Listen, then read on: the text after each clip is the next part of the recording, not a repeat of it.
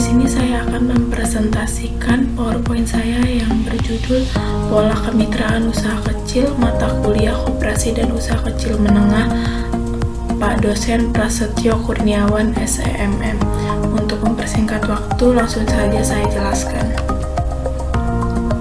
Pola kemitraan usaha kecil. Kemitraan adalah antara dua pihak atau lebih yang bertujuan untuk mencari keuntungan di mana suatu pihak berada dalam kondisi yang lebih rendah dari yang lainnya, namun membentuk suatu hubungan yang mendudukan keduanya berdasarkan kata sepakat untuk mencapai suatu tujuan. Selanjutnya ada tujuan pola kemitraan usaha kecil. Untuk meningkatkan pemberdayaan usaha kecil di bidang manajemen, produk, pemasaran, dan teknik, di samping agar bisa mandiri demi kelangsungan usaha sehingga bisa melepaskan diri dari sifat ketergantungan. Selanjutnya ada tujuan yang ingin dicapai dalam pelaksanaan kemitraan sebagai berikut. Yang A, meningkatkan pendapatan usaha kecil dan masyarakat. Yang B, meningkatkan perolehan nilai tambahan bagi pelaku kemitraan. Yang C-nya meningkatkan kemitraan dan pemberdayaan masyarakat dan usaha kecil. Yang D, meningkatkan pertumbuhan ekonomi perdesaan, wilayah, dan nasional. E, memperluas kesempatan kerja. F, meningkatkan ketahanan ekonomi nasional.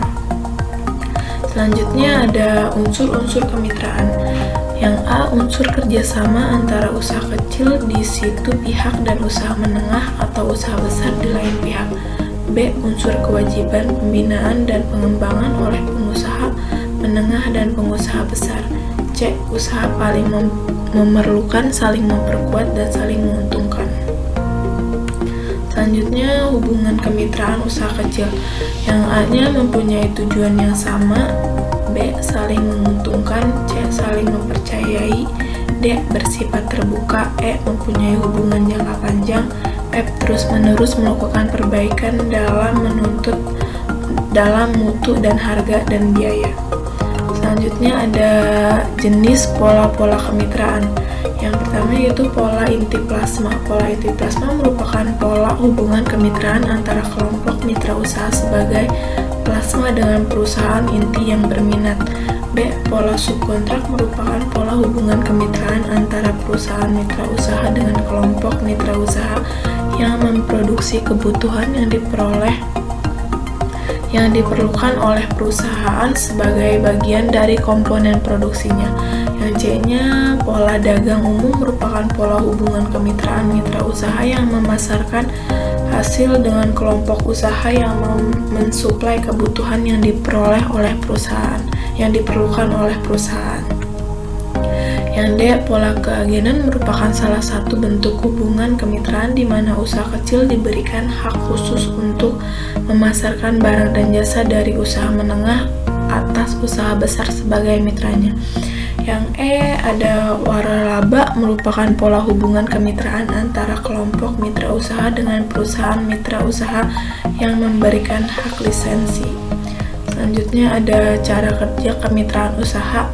A, memiliki jenis kemitraan. Yang B-nya membuat perjanjian kemitraan. C, melakukan kegiatan bisnis. D, membagi presentasi keuntungan dan pajak. Selanjutnya ada penetapan etika bisnis dalam kemitraan. Yang A-nya harus mempunyai karakter, integrasi, dan kejujuran. B, mempunyai kepercayaan. C, komunikasi yang terbuka. D, adil.